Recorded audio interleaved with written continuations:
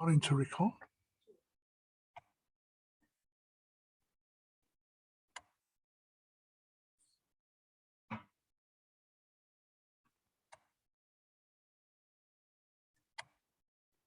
Mark, surely.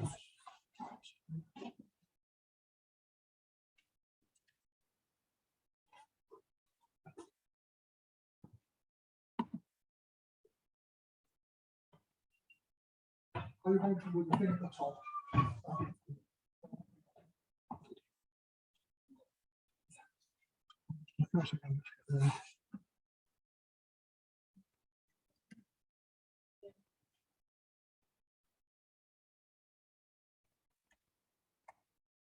There we go.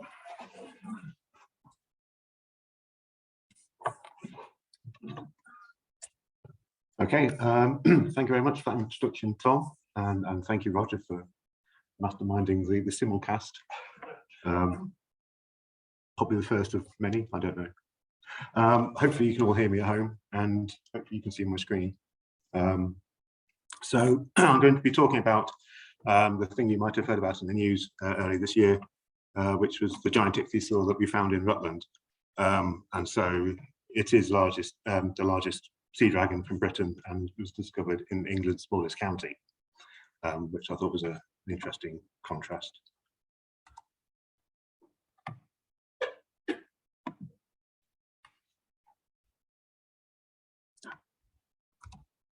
Okay, so we're going back just over a year, back to January 2021, and like most of the country, I was working from home, and I had an interesting email which came from Vicky Ward, who works here at the University of Leicester as a curator within the School of Geography, Geology and the Environment.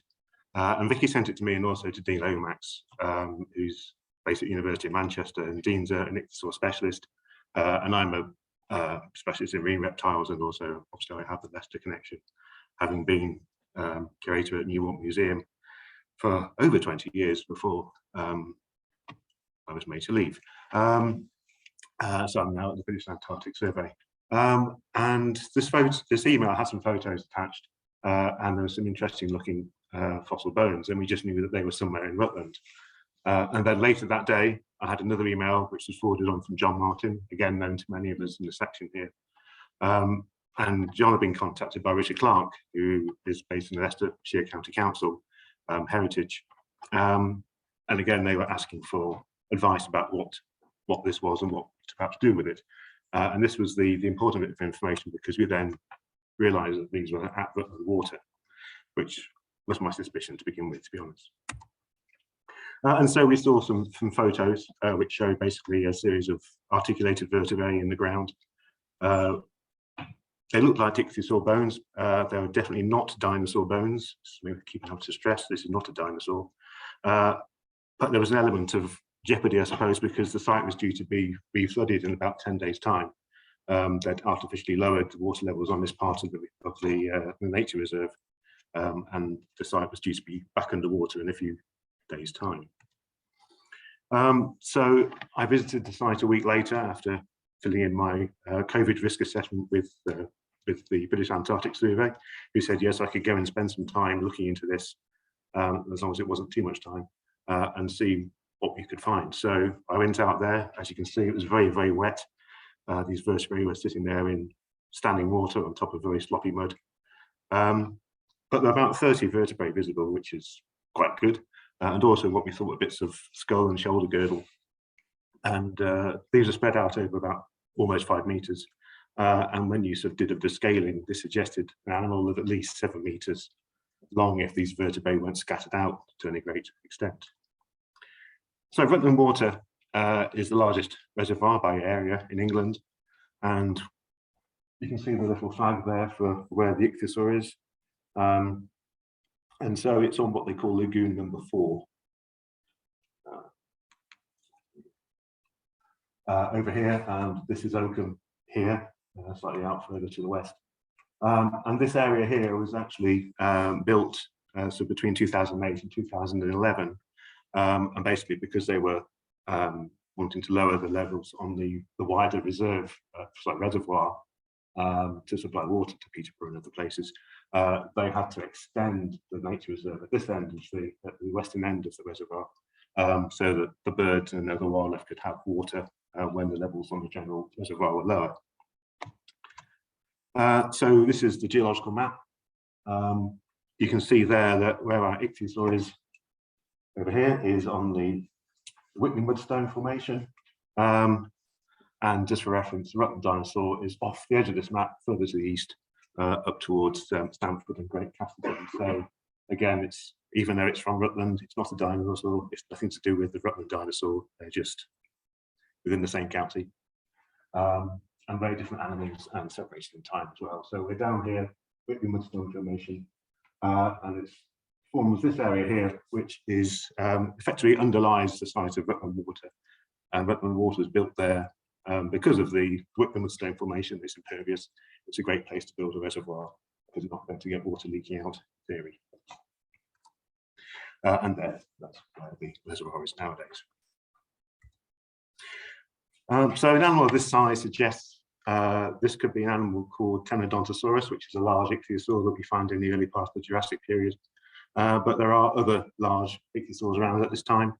And we also know that 2 other partial skeletons were found in the 1970s when Rutland Water was being built in the first place. And these are both actually in the museum in Leicester. And you can see that they're a series of vertebrae and a few skull bones on one and a few paddle bones on the other one.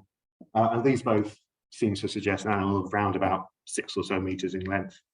And if there's something like this animal called Temnodontosaurus, which again there's a reconstruction of at the lower part of the slide here, that's known from Line Regis, but also there are other species in the other horizons within the lower Jurassic.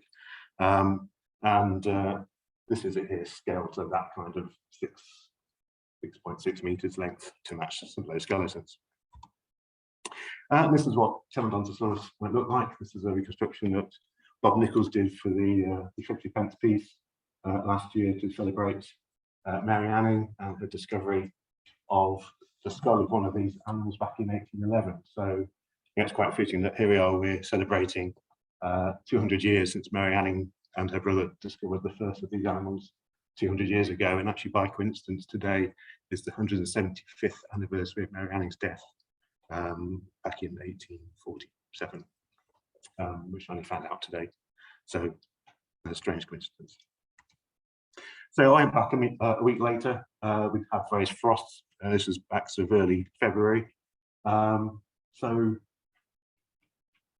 again, we can see some of the bones, but also I was walking around with Joe Davis, who's the reserve manager for the Rutland Wildlife Trust, and he found this isolated vertebra a good several tens of meters away from where we found the main bones, and that's a tail vertebra from an ichthyosaur. And I thought, oh no, you know, when they built this part of the reserve, obviously the digger went through the end of the tail. It's been scattered out over the site, so we've only got part of an ichthyosaur. We haven't got the whole thing. You know, it was quite disappointing. So that was, well, I was at that point, you know, we sort of found these bones. I found another one, actually, partial one. So again, we had several, at least a couple of bones from an ichthyosaur that we thought had been partly destroyed by diggers. So after the snow, 4 of us went back to do a more in-depth investigation. So this is February, 15th of February last year. So there's me, there's Dean, Nigel Larkin, who is a specialist paleontological conservator. He's got great amounts of experience on excavating this kind of material. Dean's got a lot of experience excavating material in America, mainly dinosaurs. So he does bring the odd strange Americanism to the site, referring to various things by their American terms, much to our amusement. And Darren Withers, who used to be a member of the Stamford District Geological Society at the moment, remember, and he's now involved with the new Peterborough Geological and Paleontological Group. But again, Darren lives locally, which is important, you know, looking back at during the lockdown in the pandemic. So Darren was local, didn't have to travel very far, but also again has experience of digging up marine reptiles, mainly from the Oxford clay in Darren's case. Here we are with Joe Davis, the reserve manager who discovered the bones in the first place. And also Dean had arranged for a cameraman from Rare TV to be there to cover this. And that's how this then ended up on television back in January of this year as part of the Digging for Britain series. So there we are. We're digging around, we find what we think is a bit of the lower jaw. We actually know now that's a palate, but kept the old label on there. It was very, very wet. We tried to drain the site by digging channels and draining it into the lagoon, but that didn't work. Far, far too wet. And we uncovered more skull bones, but they were just too fragmentary and waterlogged, and there was no point in doing anything in terms of collecting those. So we decided to assess the site, assess the extent of the specimen, and collect what could be safely lifted and might help to inform our ideas about this. So one of the bones we collected was a nice back bone, vertebra from the back of the animal. It's about that kind of size, and various bones from both forelimbs, which again must have scattered to either side, so we could find and collect some of those. And probing into the clay, we thought, oh, hang on, this perhaps the backbone does carry on, and we started uncovering it, and we followed it, and it went all the way down to the end of the tail. So this is the very, very tip of the tail here, where the bones are about that kind of size. So for those at home, I'm indicating about a centimetre or so. That's the smallest bones at the end of the tail of this animal. And so that thankfully showed that the bones that we found disarticulated across the site are not from the Ichthyosaur, they're from another one at least. So again, we have records of several individuals of different taxa, different species and genera at this site, which is quite exciting. And you see this is the toy Ichthyosaur scale. The colour is purely speculative. Also, we found that there was a dislocation in the end of the tail. So this is where, again, Ichthyosaurs have a tail fin, which is supported by the vertebral column, where it dips down into the lower lobe of the tail. And on this animal, there was a dislocation where the vertebrae were broken into two strands and they sort of overlapped each other. It's probably taxonomical rather than anything pathological, because there was no, as we could see at the time, there was no sort of abnormal bone growth or anything like that. So it could just be an artifact of how the animal came in and rested in the mud at the bottom of the sea. And having said that, just next to it, we found there was a tooth. So it's possible that this is a tooth from a scavenger. It's also equally possible it's a tooth from this animal, because it's of the right kind of form that we would expect perhaps this animal. So it's a large Ichthyosaur tooth. It has a number of ridges in the enamel, which you can just about see. It's quite poorly preserved, although actually it's one of the better teeth from the site at the end of the day. It has ridges on it, and it's got a few ridges, and the number of those ridges seem to be size related, but there are 3 or 4 of those ridges in the very large Temnodontosaurus called Temnodontosaurus trigonodon, which is actually the animal that we think this might be, but I'll come to that later. The fact that this has a whole root there without any evidence of it being resorbed, because Ichthyosaurs shed their teeth throughout life, or did do anyway. And so if it's a shed tooth, you might expect to see a resorption sort of pit on the bottom of the root.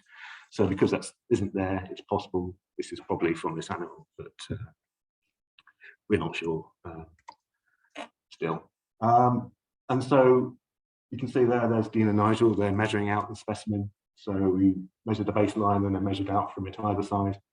And when you plot that out, you get an animal that's around about 10 meters long. We had to estimate where the front of the skull was because it was buried in the clay. And we also thought it was most likely lying on its back.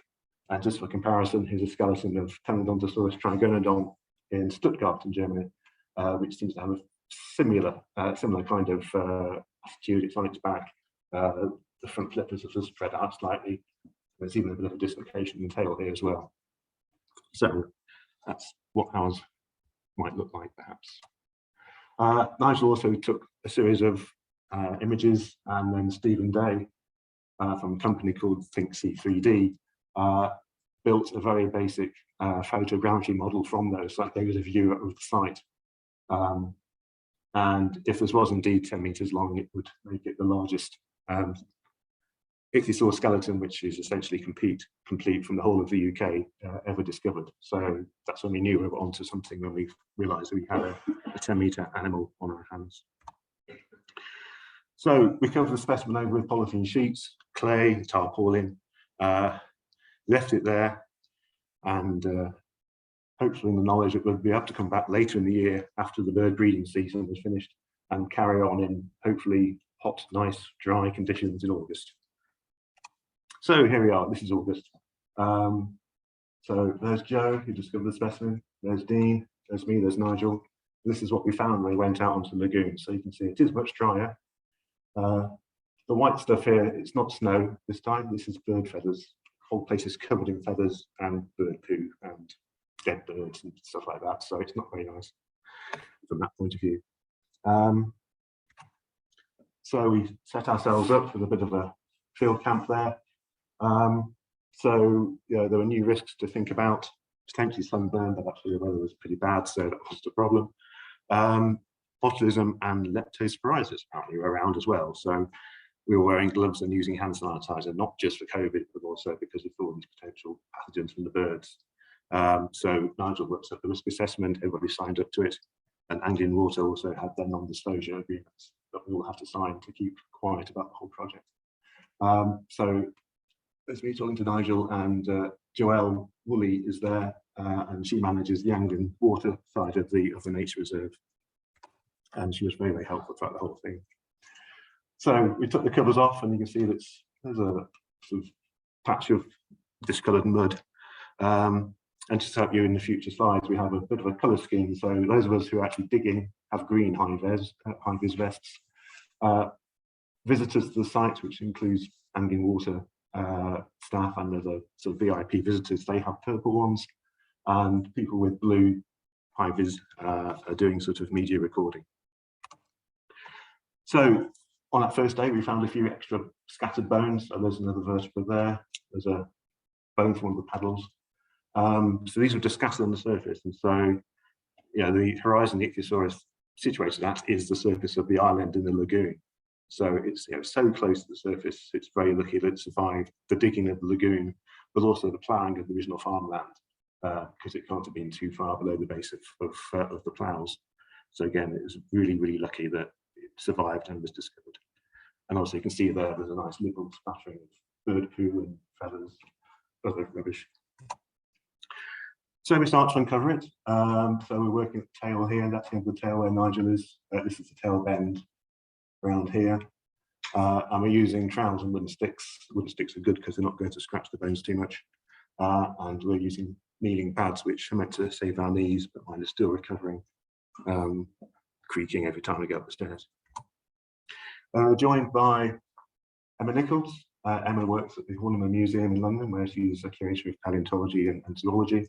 And also Emily Swaby, who's studying at the Open University, but Emily did her master's thesis on a Temnodontosaurus from Yorkshire, so again she had good knowledge of the skeleton. And actually this is one of the rare sunny days, and so Emma here is shielding under her anorak from the sun. Later we would be wearing anoraks because it was cold and rainy. One of the highlights that first day was that Nigel uncovered here the almost complete hind flipper. These are the phalanges, the toe bones, and this is the femur up here. And really, another interesting thing about this bit of the animal is that you might be able to see that these bones here have little, almost like V-shaped nicks in the edge, and these are notches. And this animal, quite a few of these ichthyosaurs, and this one in particular, again, the species we think it is, they have notches all the way down the edge of the hind fin, which is great. The thing is, it's meant to have notches down the front end of the hind fin, and the front of the animal is actually over here, towards the right of the screen, and towards the left of the screen is actually the back end of the animal. So this is pretty much a whole complete hind limb which has been flipped over. So again, is it taphonomy? Is it scavenging? That's something that hopefully we can find out at some point. Dean's working at the business end, back up at the skull. So here he is working on the lower jaw. He's uncovering the front of it there, and that lower jaw would end up being about almost 2 meters in length. So again, this is a big animal. So that's where we are by the end of day one. We've got a recognisable shape with a big head at the front and a great big long stream of vertebrae. So we put it to bed and we come back. So next day we have a couple of other people joining us. So there's Paul de la Salle, who's been collecting ichthyosaurs for many years and is associated with the Museum of Marine Jurassic Life in Cambridge. And also Stephen Day, who again built the photogrammetry model for us from Nigel's photographs to begin with. So he came onto site and did a far more detailed photogrammetric survey of the specimen. So as part of the sort of plotting of the specimen, Nigel's marking out a grid there, so we can do some mapping. And we're carrying on to clean up the bones that we can see. So after having actually uncovered them from the clay, we can clean them with sort of sponges and toothbrush so that they're ready to be consolidated for when we go on to the next stage of the excavation. So we're carrying on cleaning and uncovering bones. From time to time, there are various media people covering us. So we have Rare TV over here and also Posh Gecko, who are a Peterborough-based company who Angling Water brought on to document the dig and provide various bits of communications material for Angling Water, which is very useful. We also had other visitors to the site, so you can see that we're working away here and we're being watched by people at the back, to include local MP Alicia Kearns. We have the Lord Lieutenant of Rutland, Dr. Sarah Furness here. So again, it's great to have these people on board. And I think as the project goes forward, we're going to need a lot of sort of advocacy around what happens with the specimen going forward. So it's great to have people like this on board. Also joined by Tom Harvey over here, who came to take some microfossils for analysis, to take some samples. And we're also joined later in the dig by Ian Boom of the University of Birmingham, who came to, again, take samples for microfossil analysis to provide dating and environmental data. Unfortunately, I don't have a photo of Ian on site, so I just have to add him in there. But you can see, again, the specimen is coming on nicely there. Here's Steve doing some initial photogrammetry. So the idea is that you take lots of photos and then the computer stitches those together into a virtual model of the specimen. I took along the bones that we'd lifted in February and I cleaned up at the kitchen at home. And we rearranged them where they had come from on the specimen so that we could then incorporate those into the photogrammetry that was being done. And that's the end result of the photogrammetry, which is really rather fantastic, actually. And so again, we have a meter scale up here, so you can see that again we're sort of 10 meters or so in length. There's a skull there. Here's the bones that were incorporated from what we lifted in February. Here's the backwards hind flipper there, great big long tail, the tail bend with the overlap. So next day we did more of the same, so clearing around the specimen, trying to find more isolated bones, just to check we weren't missing anything. And so some of the things we were finding are things like teeth. So here's Emma and Paul, and Emma's pointing to a tooth there at the end of her brush, and you can see here in the other photo, it's a good few centimeters in length. So again, reasonably large teeth. Unfortunately, many of them have the root, which is say about 5-6 centimeters long, and then the tooth crowns were quite poorly preserved. So we didn't really find one with a whole intact crown, unless hopefully we'll find some when the main skeleton is cleaned up. But the ones we found loose were quite poorly preserved from the crowns, which is a shame. But ichthyosaurs have their teeth set in a continuous groove along the jaw bones rather than discrete sockets. So ichthyosaur teeth quite often lose their teeth, or the teeth become scattered around the site. So here we are measuring the specimen and recording what we find. So the front of the snout was a bit crumbly, so we had to find where the most anterior bit of bone was, which was around about there. So that's our 0 point. And so we're measuring back, and as we go in, we're taking measurements from some of the bones that we can see and measure. So we have a back vertebra here, which is about 13-14 centimeters in diameter, so again, quite reasonable size. As you go down the tail, they become smaller, but also compressed side to side, like this one here. And the very end vertebrae are sort of a centimetre or less in diameter and shorter than that in length. Darren came back and joined us on site that day, and also Nigel's colleague Phil Rye, who came to do a hand-drawn plan in a sort of traditional fashion. So that will complement the photogrammetry survey, and the two will work together where we're going to do the further research on this. We also had Matthew Butler and his brother Dawn. Matthew's coming on site as a student volunteer through Nigel. And I think it was a good bit of experience for him to be on site and to help out. And they went and collected fossils from the wider site. So next day we started trenching around. So we've uncovered the skeleton, and now we've got to think about what we do with it. So the idea was that we would lift it in sections. And so we started to dig a trench around. We were joined by David Savory and Mick Beeson, who are members of the Peterborough Geological and Paleontological Society, or group rather, along with Darren. So you can see we're digging, and on the other side here, you can see the progress we're making, and those bones there perhaps look slightly darker in the picture because they've been consolidated with paraloid B72, which is a special conservation grade consolidate that we use within paleontology, but it's reversible, so you can always undo what you do with it. You can always dissolve it away, which is important. We don't use super glue, unlike the Americans. So we would exploit natural gaps in the series to sort of break the pedestal we were making with the bones on, so that then each could be broken up into a separate plaster jacket. So you can see here the red arrows are showing where those breaks were. You can see we sort of cut V's into the mudstone, and then start to isolate each section of the pond. So Nigel's again leading on the logistics of the dig, and was leading on the process of doing the jacketing. So we put a layer of acid-free tissue on the bones, and then some kitchen roll, which would be there to bulk that up and to make up any of the sort of the undercuts and make it a nice smooth surface. So we could then put aluminium foil on top of that, which acts as a separator. And then on top of that, you put layers of plaster and hessian strips. So that's the process of making a plaster jacket for this kind of animal. So by end of that day, we had an almost complete trench around the animal, and we had two sections of the backbone jacketed there.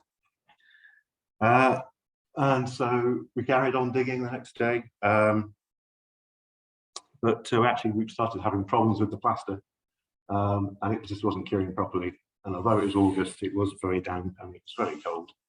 And we had, whether it was the temperature, whether it was the water, we weren't quite sure, but it wasn't setting as it should have done.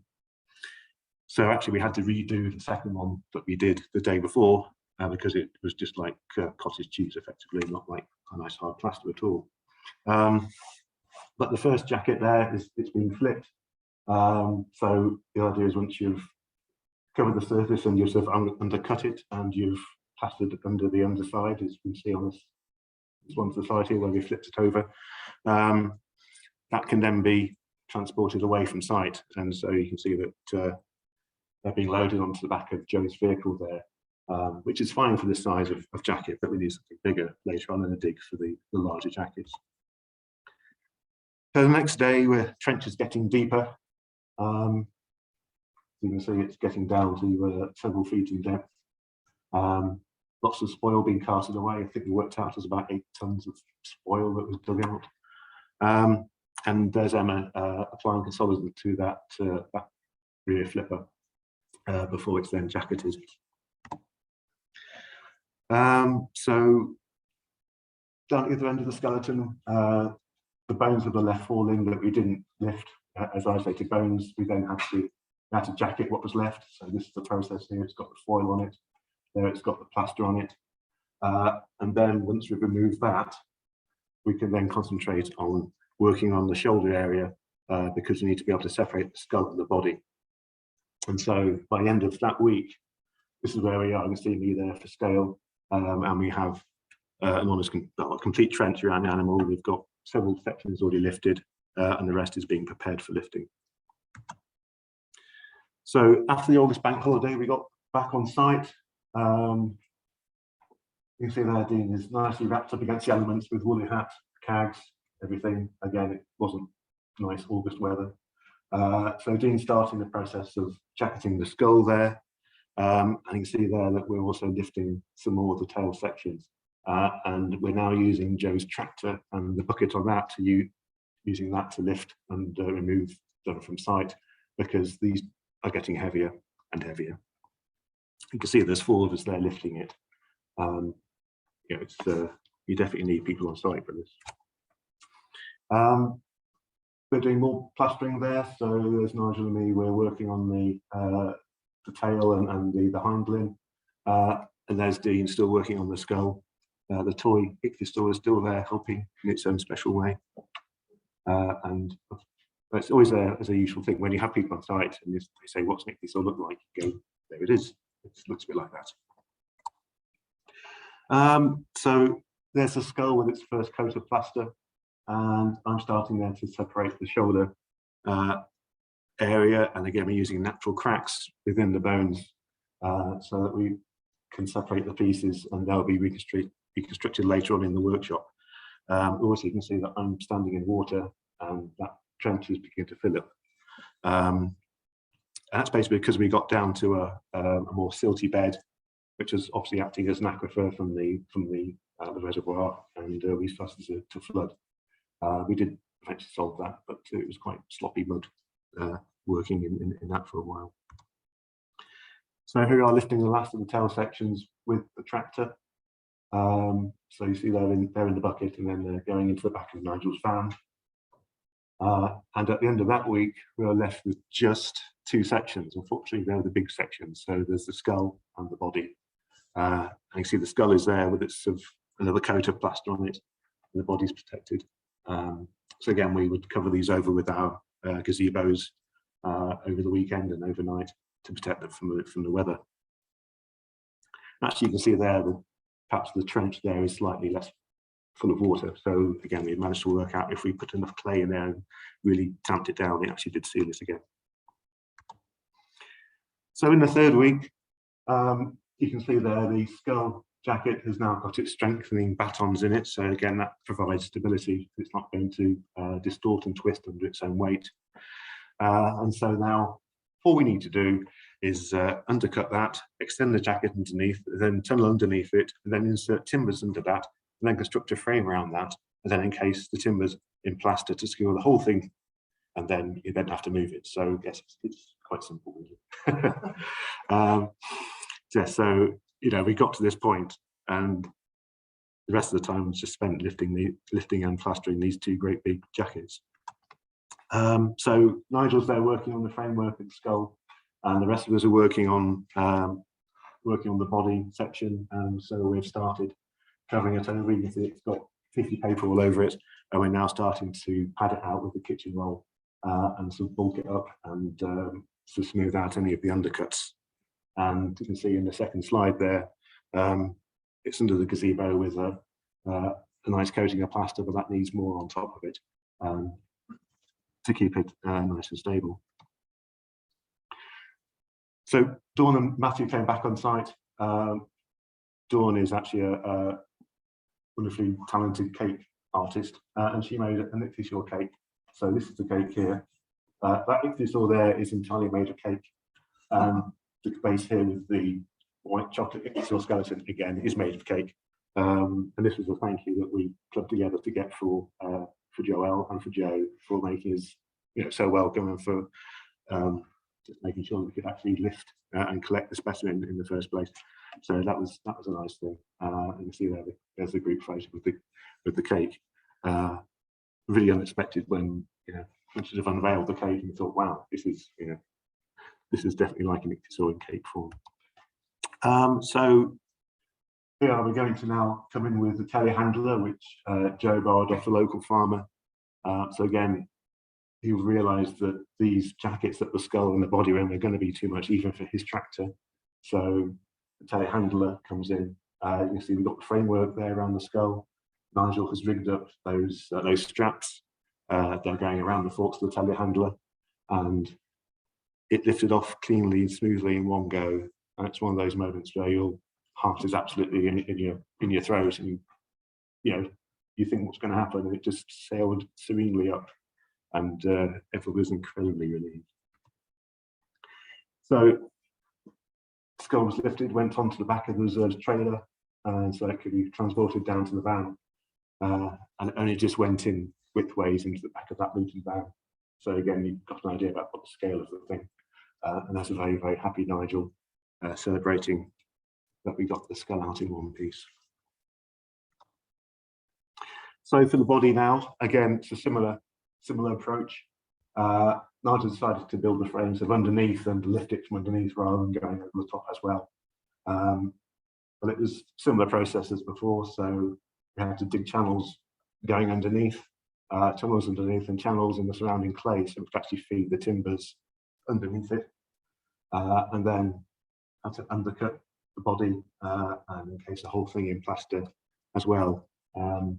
Again, that was a massive undertaking, and you can see there the finished jackets in the bottom slide.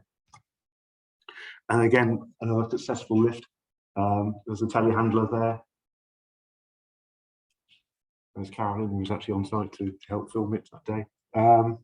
And Nigel's there, again, supervising the lift of the body section. And at the end of that day, we had a hole in the ground and some very, very happy paleontologists, very relieved that the whole thing had gone smoothly. And that's where we are today. So the specimen is in Nigel's workshop. Funding is being applied for and has been applied for to take the project forward. And you can see the backdrop there is the life-size printout of Steve's 3D photogrammetry model. And again, it gives you an idea of the scale of what we are dealing with here. This thing is that size. It is the biggest sea dragon skeleton, in fact, any skeleton of any fossil reptile found in the UK. So geologically, where are we? I pointed out earlier on that we're in the Whitby Mudstone Formation. And that was confirmed when we were on site. We were finding fossils all around, although lots of those were actually from slightly lower down geologically than the surface we were working on, and they'd been sort of dredged up when they dug the surrounding lagoon. So although they gave us a nice collection of fossils, they weren't actually from the horizon that we were working at. But we did find some in situ fossils, and one in particular was quite informative. In the middle of the skull, there's an imprint of part of Harposaurus ammonite here. So again, some of you will be familiar with Harposaurus. And this has distinctive, sharply angled ribbing with a straight bit here, which is distinctive for Harposaurus falciparum, or the wider group that contains that species anyway. And that's pretty distinctive. Well, it's the index fossil here for the falciparum subzone. So I think I'm pretty confident this is where we are in the Harposaurus, within the falciparum subzone of the serpentinum zone in the Whitby Mudstone Formation. And in terms of date, the date scale has changed slightly since I did this slide actually, but we're around about 182 million years old. And initial results of Ian Boomer's microfossil analysis are consistent with this being from the falciparum subzone. So pretty confident this is where we are geologically. So actually we're slightly older than some of the fossils you get on the Yorkshire coast. This is slightly younger than us, and it's more similar in age to the fossils from Holzmaden in Germany, which do tend to be mainly from the falciparum subzone. So in terms of what we're looking at, I've mentioned this thing called Temnodontosaurus before. So there's a few species known from the UK. So Temnodontosaurus crasimanus. This is Toarcian, it is from the Whitby Mudstone from Yorkshire. This is the collotype specimen, which is in the Yorkshire Museum. You can see it's missing the front of the snout here. That's missing on the picture here of the skull. So it's missing the tip of the snout. The end of the tail is also missing. But if you do a reasonably good estimate of that, it comes in at about 9 meters in length. So again, the Rutland animal is bigger than that. But it could be the same species, possibly. Temnodontosaurus plateodon. This is older. This is from the Silurian and from Dorset and Warwickshire. And that's around about 9 meters again, if you're lucky. So it's perhaps slightly smaller than Crasimanus. These are two skeletons down at the Natural History Museum. That one there is actually the skull that Marianne discovered 200 years ago. That's another one from Lyme Regis that Thomas Hawkins collected, or it's part of his collection anyway. And then this is one here from Warwickshire as well. So Plateodon, although it's the type species of Temnodontosaurus, it's too old. It's not from the Whitby Mudstone. It's not Toarcian. Temnodontosaurus crasimanus is, so it's in the right horizon, the right formation. So again, it's a large animal. This is the vertebra that we lifted back in February. And that articular face, again, that's just over 14 centimeters across and almost 16 meters top to bottom. It's hard to compare it directly with Temnodontosaurus crasimanus because of the way that's preserved. The vertebrae can't be measured that accurately. So there's an estimate of 16.5 width for the anterior caudal vertebrae of that, but those are the largest vertebrae of any ichthyosaur. You know, within an ichthyosaur skeleton, the anterior caudal vertebrae are the widest. So actually, it's not a fair comparison to compare this this dorsal vertebra with the caudal vertebra of Crasimanus anyway. But we do know from our skeleton when we lifted it that the anterior caudal vertebrae are larger than that one in terms of their diameters. So, you know, it's very likely to be of a similar size, if not larger, than Crasimanus. But our working identification is it actually is Temnodontosaurus trigonodon, which is the species here, which is known from Germany. So this is a specimen in Stuttgart Museum, we saw earlier. And although this is known with certainty from Germany, maybe comes from France too. That I think remains to be confirmed. But in Temnodontosaurus trigonodon, pretty much all the bones around the front end of the front limb have these notches on them, and actually also on the hind limb again. And that's what we see in the animal from Rutland. We see that we have many, many bones in the leading edge of the fins are notched, whereas Temnodontosaurus crasimanus has only a few notched elements. And the humerus is much more massive as well, which is where actually Crasimanus comes from. It's massive hand or thick hand Crasimanus. So its humerus is a lot larger in relation to the rest of its body, but we don't see that in our Rutland animal. And these slides here, this shows you, these are the bones from the forelimbs that we lifted in February, and these are plotted onto the front limb of that Stuttgart animal, just for comparison. And you can see that we've got at least 13 notched elements all the way down the front of these limbs by comparing the left and right limbs. So again, this is many, many more than you would see in Temnodontosaurus crasimanus based on the prototype specimen in York Museum. One strange thing we have on our animal is that although we have the notch, the bone either side of the notch is actually missing. It'll be interesting to see what we can see of this when the bones are cleaned up properly.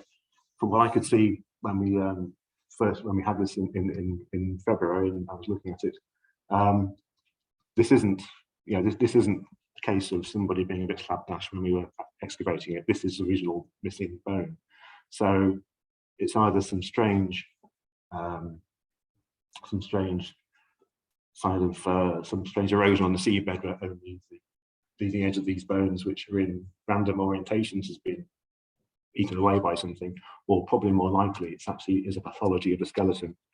It affects the left forelimb here more than it does the right, but it's present on most of the bones, at least down probably about halfway or so perhaps a third of the way down the leading edge. Interesting to see if we see any other animals, but it's not something I'm aware of. So again, whether this is disease, whether it's of injury, remains to be seen, but it is an interesting feature of the skeleton. And there's been a recent study of pathologies in Temnodontosaurus, trigonodons, and other species from Germany. And this kind of feature isn't in that study. So again, this is something that we haven't seen before. So that'll be something to look out for. And finally, we've had a nice reconstruction of the animal done by paleoartist Bob Nichols, who we saw his work earlier with the 50-pence piece. So this is Bob's reconstruction of our Ichthyosaur.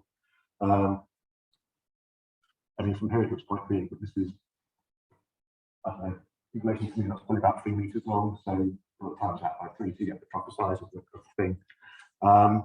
So yeah, it's definitely was the largest thing around in the sea at the time, and the largest Ichthyosaur skeleton ever found in the UK. So there we go. Just to say thank you for listening. And if you'd like to find out more about marine reptiles, there is a Marine Reptiles Conference online later this year on May the 4th. Go to marinereptiles.org to find out more. Thanks very much.